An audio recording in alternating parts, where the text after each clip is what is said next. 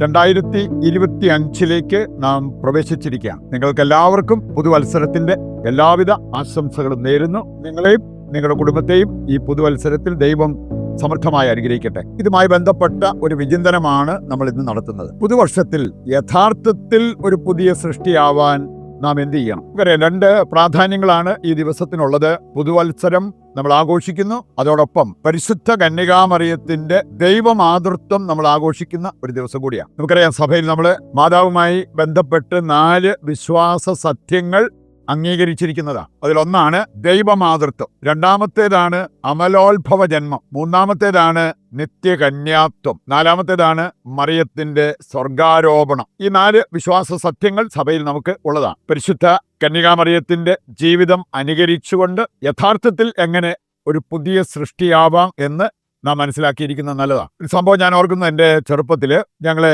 കടയിൽ വിടും, ചിലപ്പോൾ സോപ്പ് വാങ്ങിക്കാനോ മറ്റെന്തെങ്കിലുമൊക്കെ വാങ്ങിക്കാൻ. നമ്മള് കുളിക്കുന്നതിന് ഉപയോഗിക്കുന്ന സോപ്പ് എൻ്റെ അമ്മ പ്രത്യേകം പറഞ്ഞു വിടുമായിരുന്നു, പോയി ലൈബോയ് സോപ്പ് മേടിച്ചോണ്ട് വരാം. അന്നൊന്നും ഞങ്ങൾക്ക് അറിയില്ലായിരുന്നു. ഇന്നെനിക്കറിയാം എന്തുകൊണ്ടാണ് കറക്റ്റ് അങ്ങനെ പറഞ്ഞത്. ലൈബോയ് സോപ്പ് അന്ന് കിട്ടുന്ന ഏറ്റവും വലിയ സോപ്പ് എന്ന് പറയാം, കുളിക്കാൻ ഉപയോഗിക്കുന്നത്. ഞങ്ങൾ ആ സോപ്പ് വാങ്ങിച്ചുകൊണ്ട് വന്നാൽ അമ്മ ആദ്യം ചെയ്യുന്നത് 4 മുറിക്കും, എന്നിട്ട് അതിൽ ഒരു കഷ്ണം തരും. അത് തീർന്നു കഴിയുമ്പോഴാണ് അടുത്ത കഷ്ണം. നമുക്കറിയാലോ, പഴയ സോപ്പിന്റെ ഷേപ്പ് നിങ്ങളിൽ ചിലരെങ്കിലും ഓർത്തിരിക്കുന്നുണ്ടാവാം. ഇപ്പൊ നമുക്ക് കിട്ടുന്ന ഇഷ്ടിക അതെടുത്ത് 2 മുറിച്ച് അതൊരു പാക്കറ്റിൽ ഇട്ടാൽ എങ്ങനെ ഇരിക്കും? ഏതാണ്ട് അതുപോലെ ഇരുന്നു ലൈബോയ് സോപ്പ്. ആ രീതിയിൽ ആ സോപ്പ് ഇന്ന് വിൽക്കാൻ നോക്കിയാൽ ആരെങ്കിലും വാങ്ങിക്കുമോ? അതുകൊണ്ട് തന്നെ നമുക്ക് കാണാൻ സാധിക്കും, ലൈബോയ് സോപ്പ് ആണെങ്കിലും ഇന്ന് പുതിയ പാക്കറ്റിലാണ് വരുന്നത്. അതിനെ കുറച്ചുകൂടി അട്രാക്റ്റീവ് ഷേപ്പിലാക്കി, അതുപോലെ തന്നെ വേണമെങ്കിൽ ഒരു നല്ല സിനിമാ നടിയെ കൊണ്ട് അഡ്വർടൈസ്മെന്റും കൊടുപ്പിച്ച് ആ സാധനം വിൽക്കാൻ നോക്കിയാൽ വിൽക്കാൻ പറ്റും. ഏതാണ്ട് ഇതുപോലെ ഇന്ന് ചിലരുടെ ഒരു ജീവിതത്തെക്കുറിച്ച് ചിന്തിക്കുമ്പോൾ, പഴയ വർഷം വിട്ട്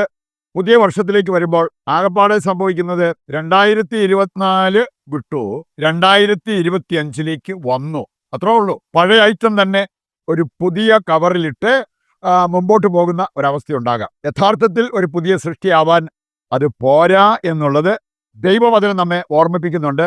അതുമായി ബന്ധപ്പെട്ട ചില കാര്യങ്ങളാണ് നമ്മൾ ഇന്ന് ധ്യാനിക്കാൻ പോകുന്നത്. വളരെ കോമൺ ആയിട്ട് നമ്മൾ കാണാറുള്ളതും പറയാറുള്ളതുമായ ഒരു കാര്യമാണ് ചില കാര്യങ്ങൾ. ഈ റൂം ശരിക്കും ക്ലീൻ ചെയ്യാതെ വേണമെങ്കിൽ നമുക്ക് റൂം സ്പ്രേ അടിച്ച് അഡ്ജസ്റ്റ് ചെയ്യാം. വേണേൽ അവിടെ എന്തെങ്കിലും ദുർഗന്ധം ഉണ്ടെങ്കിലും റൂം സ്പ്രേ അടിച്ചു കഴിഞ്ഞാൽ കുറച്ച് നേരത്തേക്ക് അത് മാറി നിന്നോളൂ. കുളിക്കാതെയും വേണേൽ സ്പ്രേ അടിച്ച് നമുക്ക് അഡ്ജസ്റ്റ് ചെയ്യാം. പല്ല് തേക്കാതെയും വേണേൽ മൗത്ത് സ്പ്രേ ഉണ്ട്, അത് വെച്ച് നമുക്ക് അഡ്ജസ്റ്റ് ചെയ്യാൻ പറ്റും. പക്ഷെ നമുക്കറിയാം, ഇതൊന്നും ശാശ്വതമല്ല. കുറച്ച് നേരത്തേക്ക് അഡ്ജസ്റ്റ് ചെയ്യാം, പക്ഷേ ശാശ്വതമായ ഒരു പരിഹാരമായിട്ട് മാറുന്നില്ല. ഇതുപോലെ തന്നെ ഒരു പുതിയ സൃഷ്ടിയായി മാറണമെങ്കിൽ അടിസ്ഥാനപരമായിട്ട് നമ്മുടെ ജീവിതത്തിൽ സംഭവിക്കേണ്ട ചില കാര്യങ്ങളെക്കുറിച്ച് ഈ പുതുവർഷത്തിലേക്ക് പ്രവേശിക്കുമ്പോൾ നാം മനസ്സിലാക്കിയിരിക്കുന്നത് വളരെ നല്ലതാണ്. ഒന്നാമത്തെ കാര്യം, ദൈവം ആഗ്രഹിക്കുന്നത് നാം ഒരു പുതിയ സൃഷ്ടിയാവണം എന്നുള്ളതാണ്. ഗലാത്യർ 6-ാം അധ്യായം 15-ാമത്തെ വചനം നമ്മെ പഠിപ്പിക്കുന്നതാണ്, നീ പരിച്ഛേദനം ചെയ്യുവോ ചെയ്യാതിരിക്കുകയോ ചെയ്യാം, പ്രധാനപ്പെട്ടത് ഒരു പുതിയ സൃഷ്ടിയാവുക എന്ന് പറഞ്ഞാൽ നമ്മുടെ ചില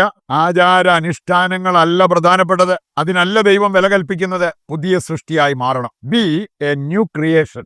അതാണ് ഈ വചനഭാഗം നമ്മെ ഓർമ്മിപ്പിക്കുക. കൊളോസസ് 2-ാം അധ്യായം 11-ാമത്തെ വചനത്തിലും പൗലോസ് പറയുന്നുണ്ട്, കൈകളാൽ നിർവഹിക്കപ്പെടുന്ന ഒരു പരിച്ഛേദനമുണ്ട്. അധമവാസനകളെ നിർമാർജനം ചെയ്യുന്ന മറ്റൊരു പരിച്ഛേദനമുണ്ട്, ആന്തരിക പരിച്ഛേദനം. ദൈവമക്കൾക്ക് പ്രധാനപ്പെട്ടത് ആന്തരിക പരിച്ഛേദനമാണ്. അധമവാസനകളെ നിർമാർജനം ചെയ്യുന്ന ആന്തരിക പരിച്ഛേദനം. ഗലാത്യർ 2-ാം അധ്യായം 11-ാമത്തെ വചനത്തിൽ നമ്മൾ കാണുന്നുണ്ട്, ഈ പരിച്ഛേദനത്തിന്റെ പേരിൽ പത്രോസിനും പൗലോസിനും ഇടയ്ക്ക് അഭിപ്രായ വ്യത്യാസം ഉണ്ടായി. പക്ഷെ അവരത് തല്ലിത്തീർപ്പല്ല ചെയ്തേ. അവര് പ്രാർത്ഥിച്ചു, പരിശുദ്ധാത്മാവ് അവിടെ പ്രവർത്തിച്ചു.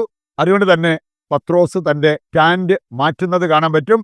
പത്രോസ് പറഞ്ഞത്, പരിശുദ്ധാത്മാവിനെ വിജാതിയരുടെ മേൽ പോലും വർഷിക്കപ്പെട്ടു, ഞാനത് നേരിട്ട് എൻ്റെ കണ്ണുകൊണ്ട് കണ്ടു. അതുകൊണ്ട് പിന്നീട് ഈ കൈകളാൽ നിർവഹിക്കപ്പെടുന്ന പരിച്ഛേദനത്തിന് നിർബന്ധം പിടിക്കാതിരുന്ന പത്രോസിനെ അവിടെ നമുക്ക് കാണാൻ പറ്റും. അപ്പസ്തോല പ്രവർത്തനം 10-ാം അധ്യായത്തിന്റെ 34 മുതൽ വായിക്കുമ്പോൾ ഈ കാര്യം നമുക്ക് കാണാൻ സാധിക്കും.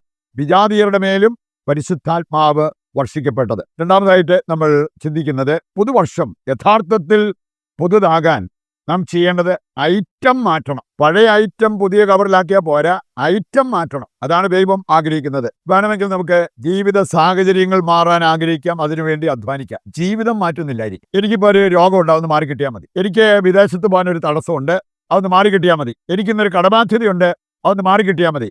അങ്ങനെ ചിന്തിക്കുന്ന വ്യക്തികളുണ്ട്. അതെല്ലാം സംഭവിച്ചാലും നമ്മുടെ പ്രശ്നം തീരണമെന്നില്ല. ഒരു പ്രശ്നം മാറിയാൽ അതിനേക്കാൾ വലിയൊരു പ്രശ്നം വരാം. ജീവിതം മാറുന്നുണ്ടെങ്കിൽ എന്ത് പ്രശ്നം വന്നാലും അതിനെ അഭിമുഖീകരിച്ച് അതിജീവിച്ച് മുമ്പോട്ട് പോകാനായിട്ട് നമുക്ക് സാധിക്കും എന്നുള്ളത് വചനം നമ്മെ ഓർമ്മിപ്പിക്കുന്ന കാര്യം. നമുക്കറിയാം, വിശുദ്ധ അഗസ്തീനോസ്, അദ്ദേഹത്തിന്റെ സാഹചര്യം മാറിയില്ല, ജീവിതം മാറി. ഒരു കാലത്ത് വളരെ ജഡികനായി ജീവിച്ചവൻ, പല സ്ത്രീകളുടെയും അടുത്ത് ജഡസുഖത്തിന് വേണ്ടി പോയവൻ കർത്താവിനെ കണ്ടെത്തി, അവന്റെ ജീവിതം മാറി. പഴയ ആ സ്ത്രീകള് അവരുടെ ആഗ്രഹങ്ങളെല്ലാം അവിടെ ഉണ്ടായിരുന്നു, അവരവനെ ക്ഷണിച്ചു. പക്ഷേ അഗസ്റ്റിൻ പറഞ്ഞത്, എനിക്ക് വരാൻ പറ്റില്ല, കാരണം ഞാൻ പഴയ അഗസ്റ്റിനല്ല, പുതിയ അഗസ്റ്റിനാണ്.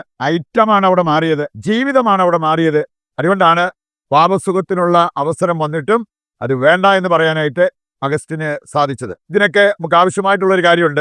എഫേസ്യസ് 4-ാം അധ്യായം 15-ാമത്തെ വചനം വായിച്ചാൽ അവിടെ പറഞ്ഞിട്ടുണ്ട്, ശിരസായ ക്രിസ്തുവിലേക്ക് എല്ലാവിധത്തിലും നാം വളരണം. പുതുവർഷത്തിലേക്ക് പ്രവേശിച്ചിരിക്കുന്ന നാം ലക്ഷ്യം വെക്കേണ്ടത് യേശുവിലേക്ക്.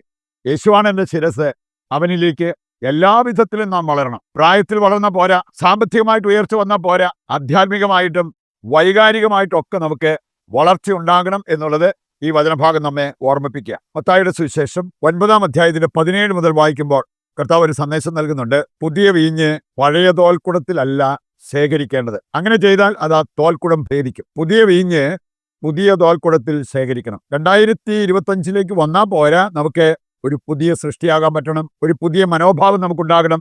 ഒരു പുതിയ കാഴ്ചപ്പാടോടെ ജീവിക്കാൻ നമുക്ക് സാധിക്കണം. ഇതെല്ലാമാണ് ഇതിന്റെ കാതലായ സന്ദേശം. അവസാനമായി നമ്മൾ ചിന്തിക്കുന്നത്, നമുക്ക് വേണമെങ്കിൽ ഈ ഗണങ്ങളിൽ ഏതെങ്കിലും ഒരു ഗണത്തിൽ പെടാം. ഒന്നാമത്തെ ഗണം അജ്ഞതയിൽ കഴിയുന്ന വ്യക്തികൾ. ഹോശേയയുടെ പുസ്തകം 4:6 പറയുന്നുണ്ട്, അജ്ഞതയിൽ കഴിയുന്നവര് നാശത്തിലൂടെയാണ് സഞ്ചരിക്കുന്നത്. രണ്ടാമത്തെ ഒരു ഗണം പൈശാചികമായ അറിവും സിദ്ധിയും ഉള്ള വ്യക്തികൾ. അപ്പോസ്തല പ്രവർത്തനം 16:16 മുതൽ വായിക്കുമ്പോൾ അവിടെ നമ്മൾ കാണുന്നുണ്ട്, പൈശാചികമായ സിദ്ധി, ശക്തി ഇതുണ്ടായിരുന്ന ഒരു സാധു സ്ത്രീ. വേണമെങ്കിൽ സാത്താന് നമുക്ക് ഇങ്ങനെയുള്ള കാര്യങ്ങളൊക്കെ തരാൻ പറ്റും, അതല്ല നമുക്ക് വേണ്ടത്. മൂന്നാമത്തേതാണ് ബൗദ്ധികമായിട്ടുള്ള അറിവ്. ബൗദ്ധികമായ അറിവിനേക്കാൾ നമുക്ക് വേണ്ടത് ആത്മീയമായിട്ടുള്ള അറിവാണ്. അത് യാക്കോസ്ലിയ 3-ാം അധ്യായത്തിന്റെ 13 മുതൽ വായിക്കുമ്പോൾ ഈ കാര്യങ്ങൾ നമുക്ക് അവിടെ കാണാൻ പറ്റും. ഏറ്റവും നല്ല ഒരു കാര്യം അനുഭവജ്ഞാനമാണ്. ദൈവത്തെ അറിഞ്ഞ് അനുഭവജ്ഞാനത്തിൽ ജീവിക്കുക എന്നുള്ളത്. ഇനി അതിന് നാം കൺവെൻഷൻ കൂടിയ വ്യക്തി ആയാൽ പോരാ, കൺവിക്ഷൻ വന്ന ബോധ്യങ്ങളുള്ള വ്യക്തികളായിട്ട് നമ്മൾ മാറണം. ബൈബിളിൽ നമ്മൾ കാണുന്നുണ്ട്, 2 മക്കബായർ 6-ാം അധ്യായം 7-ാം അധ്യായം, അതുപോലെ തന്നെ പുറപ്പാട് പുസ്തകം 1-ാം അധ്യായം, അവിടെയെല്ലാം നമ്മൾ കാണുന്നത് കൺവിക്ഷൻ ഉണ്ടായിരുന്ന വ്യക്തികൾ. ഏലിയാസർ, വിധവയും 7 മക്കള്, അതുപോലെ തന്നെ സിബ്ര, പൂവ എന്നീ സ്ത്രീകള്, അവരെല്ലാം ബോധ്യങ്ങൾ ലഭിച്ചവരായിരുന്നു. അതുകൊണ്ട് തന്നെ ദൈവിക മൂല്യങ്ങൾക്ക് വേണ്ടി നിലകൊള്ളുന്നത് കാണാൻ പറ്റും. ഈ ഒരു കാര്യത്തിലേക്കാണ് നമ്മുടെ ജീവിതത്തെ നമ്മൾ ഉയർത്തേണ്ടത്. അതിനുവേണ്ട കൃപയ്ക്കായിട്ട് നമുക്ക് ഇന്നത്തെ ഈ പ്രതിഷ്ഠാ ജപത്തിൽ പങ്കുചേർന്ന് പ്രാർത്ഥിക്കുകയും ചെയ്യാം. എല്ലാറ്റിനെയും നവീകരിച്ച് പുതു സൃഷ്ടിയാക്കുന്ന നല്ല ദൈവമേ, പുതുവർഷത്തിലേക്ക് പ്രവേശിക്കാൻ ഞങ്ങളെ അനുഗ്രഹിച്ചതിന് ഞങ്ങൾ നന്ദി പറയുന്നു. ഇന്നലകളെ വിസ്മരിക്കാനും ഇന്നിലേക്ക് വരാനും ഇനിമേൽ നന്നായിട്ട് ജീവിക്കാനും ഞങ്ങളെ ഈ പുതുവർഷത്തിൽ സഹായിക്കണമേ. അന്യരുടെ തെറ്റുകൾ ക്ഷമിച്ചുകൊണ്ടും കുറവുകൾ സന്തോഷപൂർവ്വം സഹിച്ചുകൊണ്ടും അങ്ങയുടെ കാരുണ്യത്തിന് അർഹരാകാൻ ഞങ്ങളെ അനുഗ്രഹിക്കണമേ. ഞങ്ങളെടുത്ത തീരുമാനങ്ങൾ നിറവേറ്റി ജീവിക്കാനും സ്വർഗത്തിന് അർഹരാകാനും ഞങ്ങളെ സഹായിക്കണമേ. ആമേൻ. നമ്മുടെ ഇന്നത്തെ എല്ലാ ആവശ്യങ്ങളെയും കർത്താവിന്റെ കരങ്ങളിൽ ഏൽപ്പിച്ചുകൊണ്ട് താഴ്ന്ന സ്വരത്തിൽ കർത്താവിനെ സ്തുതിച്ച് ദിവ്യകാരുണ്യത്തിന്റെ ആശീർവാദവും നമുക്ക് സ്വീകരിക്കാം. യേശുവേ നന്ദി, ഹല്ലേലൂയ. യേശുവേ ആരാധന, യേശുവേ ആരാധന. Hallelujah, hallelujah, hallelujah. ദൈവമേ, ഞങ്ങളെ അനുഗ്രഹിക്കണമേ. ഈ പുതുവർഷത്തിൽ ലോകം മുഴുവനെയും അവിടുന്ന് സമൃദ്ധമായി അനുഗ്രഹിക്കണമേ. യേശുവേ നന്ദി, യേശുവേ സ്തുതി.